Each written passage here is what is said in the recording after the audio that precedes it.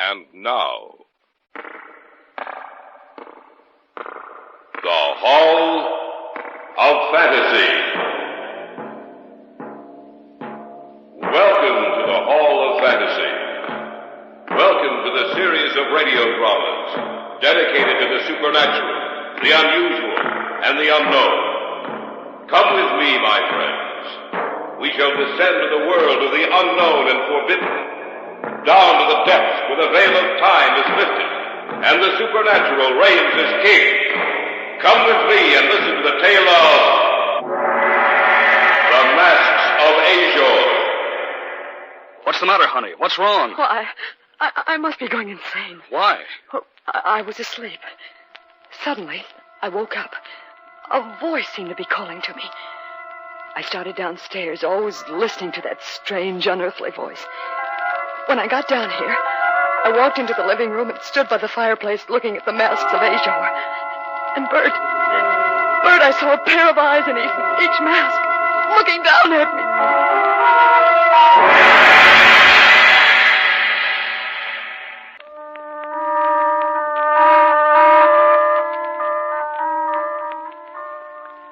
There's certain things in this life of ours which can never be explained, at least with any normal, rational explanation. Often we try to shrug them off, to forget about them, so that the question will not rise in our minds to trouble our waking hours and to create nightmares in our sleep. But there are some things which can never be forgotten, and among them are the masks of Ashor.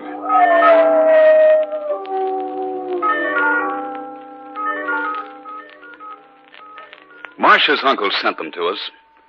Harold Lutterby was a man of wealth and unusual tastes. He traveled a good deal, and frequently he'd send back little curiosities that he thought we might enjoy. So we thought there was nothing unusual about the masks of Ashor. Oh, who can that be at this hour? I don't know, but don't you think you'd better see who it is? I suppose so. Yes? Package for Marcia Stanton. Well, I'm Marcia Stanton. Will you sign here, please? Yes, of course. Thank you, ma'am. Good night. Good night. Did you order anything, Bert? No. Did you? No, not that I can remember. Oh, wait a minute, Bert. It's from Uncle Harold. Harold to go broke sending us all these things. Well, open it, honey. See what's in it. Did you notice the postmark? Mm-hmm, he's down below. Well, I'll save those stamps for Greg. He'll want them. Uncle Harold's certainly been useful to Greg in his stamp collection, hasn't he? Well, there, that's done. Now I'll take the top off the box. What are two masks in the box? Gold masks. And a letter. Uh-huh. Here, I'll open it. Read it aloud, Marcia. All right. Let's see. Oh, my dear Marcia and Bert, here is a little present I picked up in Istanbul. I hope that you like them as much as you seem to have enjoyed the other curiosities I have sent you. I picked them up at a little shop from a dealer who was quite anxious to get rid of them. He called them the Masks of Ashor. They're almost pure gold, and yet I bought them quite cheaply. There's some kind of a story connected with them. I don't know what it is. If I learn anything more, I'll be sure to write you. We'll return to the States shortly. Love, Uncle Harold. They're beautiful, and yet grotesque at the same time. Well, they look human, and yet... Well, it was pretty nice of Harold to send them to us. Where shall we hang them? I don't know. That's your domain, not mine. Well, how about... Oh, over the fireplace? One on each side of the mirror? That sounds pretty good. Well, we can hang them right now. Anything to make a man work. Bert. Yes, dear. Oh, it's nothing. Well, what were you going to say? Well, I don't know. For a minute, I had the strangest sensation about those masks. As if they could actually see me.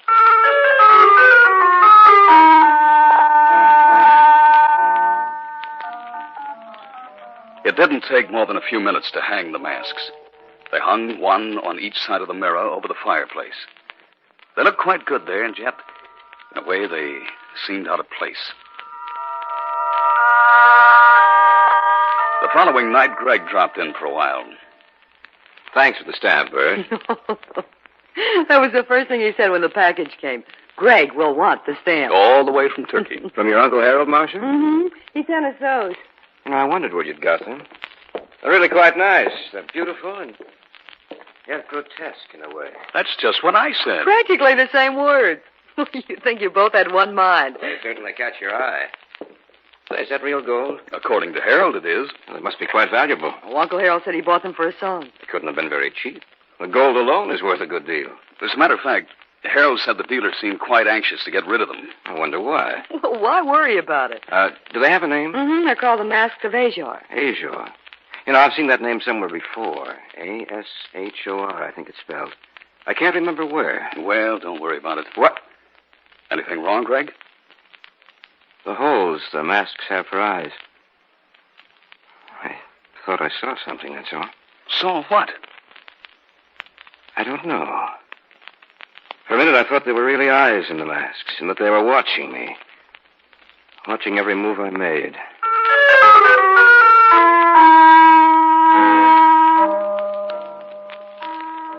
It had happened again. I looked closely at the masks, yet I could see nothing unusual about them. They hung there on the wall, lifeless, with that strange, mocking expression on their gold faces and yawning empty holes for eyes. For a minute, I had the desire to destroy them. Greg left about 10. At 11, Marcia and I went to bed.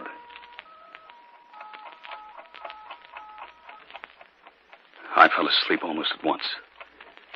I don't know what woke me, but of a sudden I was awake. I looked over at Marcia's bed, only to find it unoccupied. There was no sound in the room.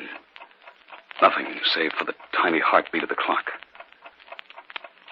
For some reason, I had a desire to go downstairs. Something seemed to be directing my actions. I was fully awake, yet I seemed to be in some kind of trance. I'd started down the stairs. Marcia, is anything wrong? Bert! Bert! What's the matter, honey? What's wrong? I must be going insane. Why? Well, I was asleep. Suddenly I woke up. A voice seemed to be calling me. I started downstairs, always listening to that strange, unearthly voice. When I got down here, I walked into the living room and stood by the fireplace, looking at the masks of Ashor. And Bert, I saw a pair of eyes in each mask, looking down at me. You must have imagined it. No, Bert, I didn't. Those masks had eyes, and they were watching me. Watching every move I made.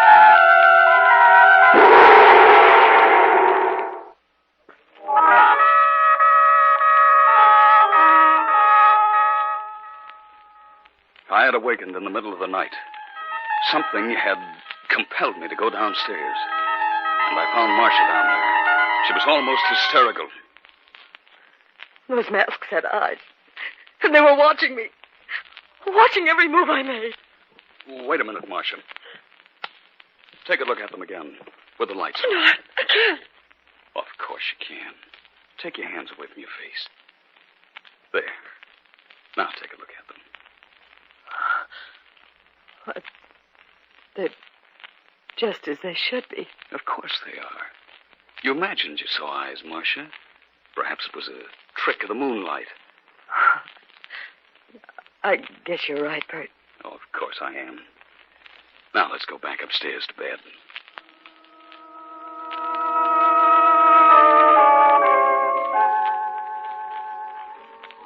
The following day was Saturday, and I didn't have to go down to the office. We both slept rather late that morning. A short time after we'd eaten breakfast... Yeah, I'll get it, Marcia. All right, dear. Telegram, sir. No? If you'll just sign right here. Of course. Yeah, thank you, sir. Good morning. Good morning. Who was it, Bert? A telegram. Well, who'd be sending us the telegram? I don't know. I'll see. Who's it from? Harold. Uncle Harold? What does he say? I'm returning to the States as soon as possible. Taking plane this evening. Be very careful of masks of Ashor. Do not let anyone have them. Am in danger of my life. Harold. In danger of his life? What did they mean? I don't know. But it has something to do with the masks of Ashor.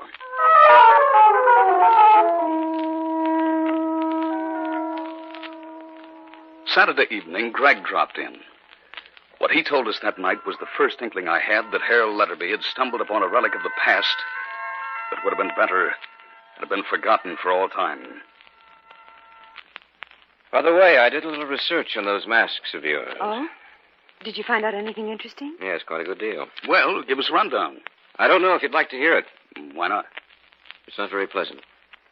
Well, tell us anyway. All right. You see, I knew I'd heard the name Asia somewhere. Finally came back to me. In college, I took a course in mythology. That's where I'd heard the name. Ashor was the messenger of the underworld. It was he who went forth and summoned the victims to death in the final accounting. He wore a mask when he appeared on Earth, which he removed when he saw his victim. The mask was also worn to protect others, for whom the time was not ready to gaze upon his countenance. For the sight of his face meant death. You were right when you said it wasn't pleasant. He was accompanied always by a dog, a large dog of indeterminate breed who went before him. Ashor's presence was always known by the howling of the dog. Well, of course, that's just a myth. Ashor never really existed. I have to take it for what it's worth. Oh, yes, and one other thing. Yes. It said that the masks were once stolen from him, and he's been searching for them ever since. That he wears a different mask while searching for the gold ones. Oh, you've given me the shivers. Well, that's the story, Marcia. Well, it sounds like nonsense.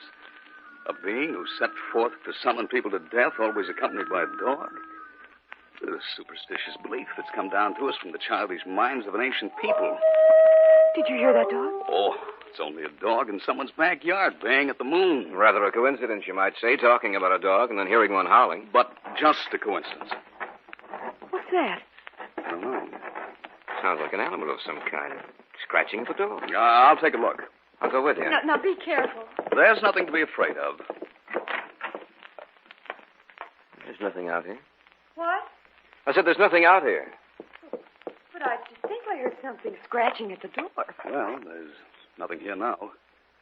There's no need to get upset about it. Let's go back in. I can't understand it. Forget about it, honey. I'm sorry if what I've told you has upset you. That dog, howling again. Somebody ought to talk to the guy who owns that animal. There's something at the door. Someone must be playing a joke on us. See what's there. I want to know what's outside. I'll go, Bert. I'll go, too. If it is someone playing a joke on me... Don't move. It is a dog. Why, I ought to... You wouldn't stand a chance.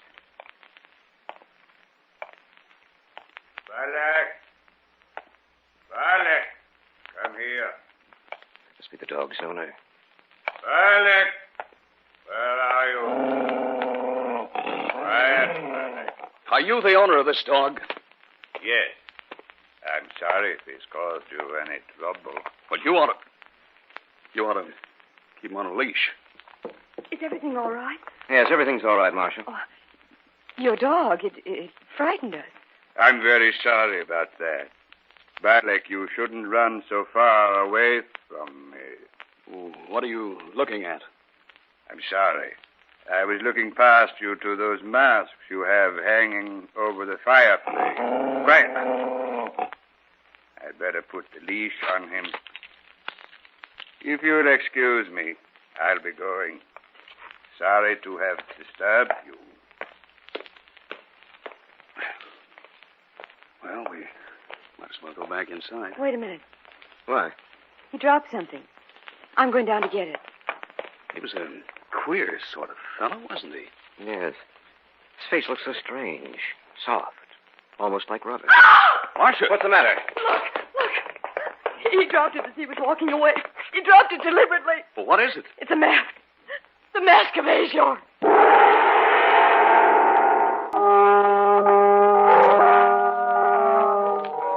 stood just outside the house. A minute before, the man and his dog had disappeared from our sight. Marcia went down the stairs to the walk where he dropped something. And then she screamed. It's a mask. The mask of Ashor. Here, let me see that. It is a mask. A sponge rubber mask. Remember what I said about his face? Yes, I do. What are we going to do? We can't do anything until Harold gets here. Maybe then we'll learn some more about these masks of Ashor.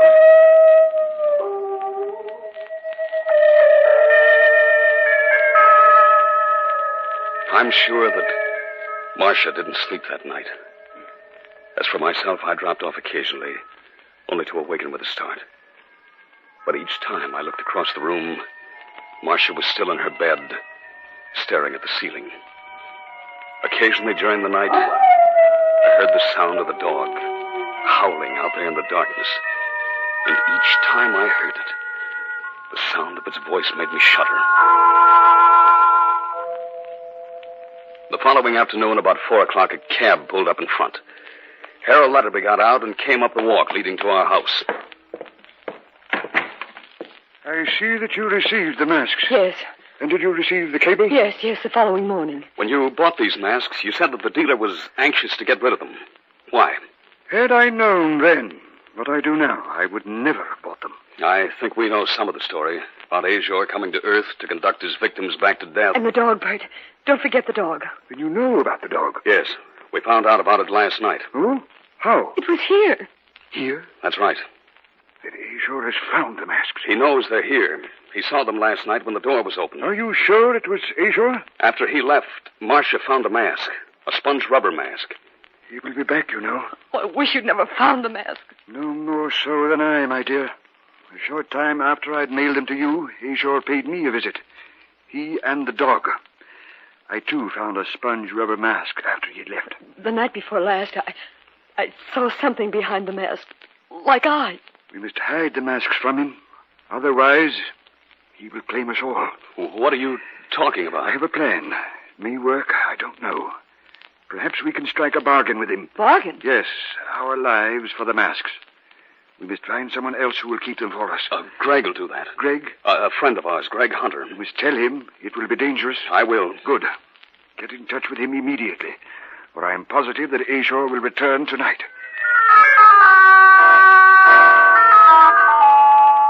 I called Greg and told him of our plan. Harold decided that he'd go back to Greg's apartment with the masks, and if Ashor agreed to the bargain, we would send him there and Harold would return them to him. Greg would stay with us to await the appearance of Ashor. By 6 o'clock that evening, Harold had gone to Greg's apartment with the masks, and Greg had come to our house to await our expected visitor. At 7:30, the shades of night had diffused themselves across the sky.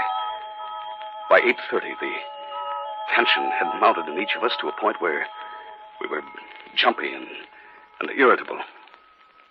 What time is it? A little past 8:30. Do you think he'll come? Uncle Harold said he would. Just waiting. It makes me nervous. So am I. Listen. Yeah, I heard it, too. Well, the waiting is over now. Oh, Bert. Bert, I'm frightened. Everything will be all right, Marcia. I don't know. I feel that something's going to go wrong. He's here. Well, let's go let him in. All right. Are you ready? Yes, I guess so. Here goes. Ashor's not here. No, but he will be. Here he comes. I'm sorry, gentlemen. It seems that my dog has been scratching at your door again. We've been expecting you. Oh? Really? Yes, won't you come in? If you don't mind, come, Barley. You have a very pleasant little home. Oh, thank you. Do you mind if I set my package down here? Go right ahead. I see the masks are gone. Yes. We put them away. They were very interesting, you know. Weren't they, Barley? Barley is a good dog, yet he frightens people sometimes. You came here for the masks, didn't you? The masks? The masks of Ashor. Oh. You don't have them, though, do you? Not right here. You have them somewhere else? Yes. We'll make a bargain with you. We'll return the masks if you leave us alone. Then you know the legend of Ashor. Yes. I brought you something. It's in this package. In time, Barley. In time. What about the bargain? The bargain? Oh, yes, the bargain. I'm afraid I can't agree to it. Why? You see, I already have the masks of Ashor. Look for yourselves. But Uncle Harold... Is no longer alive.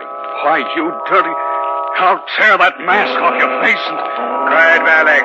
Quiet. I have no mask on, Mr. Stanton. But you are gazing upon the face of Ashor, and those who see him no longer remain alive. Now, Balak, now! Look out! Look out!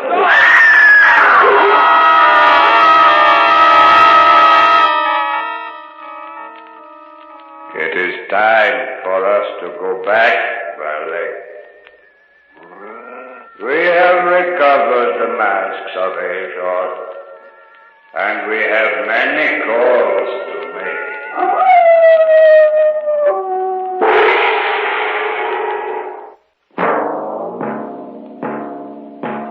So runs tonight's tale of the unusual, the terrifying, the unknown. Join us again when next we journey down the corridors of the Hall of Fantasy to hear another strange tale of the supernatural.